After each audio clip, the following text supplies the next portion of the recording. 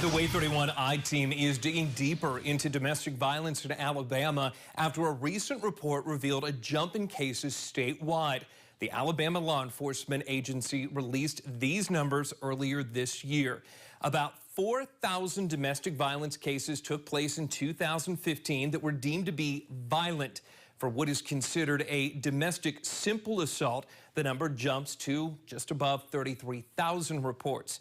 In both cases, the number was an increase from the previous year, and in both instances, more than 50% of the crimes reported were ultimately cleared. With these numbers, we wanted to know why there is not a domestic violence registry in Alabama. We discovered that police believe it wouldn't give an accurate picture as to why someone was arrested. And those who help victims of domestic violence, well, they worry it could backfire. There's such a wide variety of reasons why someone might be arrested for domestic violence. The ambiguity of what constitutes domestic violence in Alabama is one reason why Lieutenant Proncy Robertson with Decatur Police told Wave 31 he believes a domestic violence registry might not be practical. His department made more than 400 arrests last year under the broad heading of domestic violence. The spouses getting into a physical altercation. Yes. Siblings getting into a physical altercation.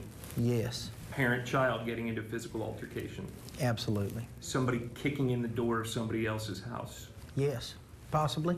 Wow. Elizabeth Moore with One Place of the Shoals, a victim advocacy center, worries about victims' privacy with any kind of public registry, specifically dealing with domestic violence.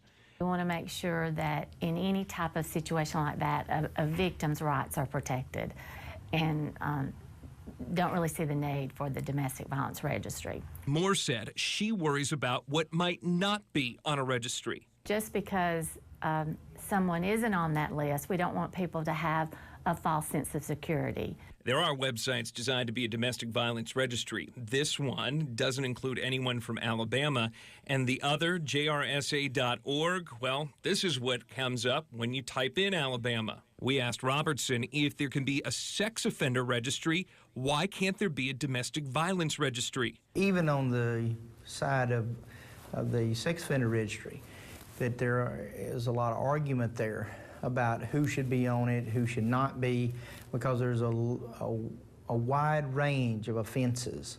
Robertson worries that confusion would be repeated with a domestic violence registry.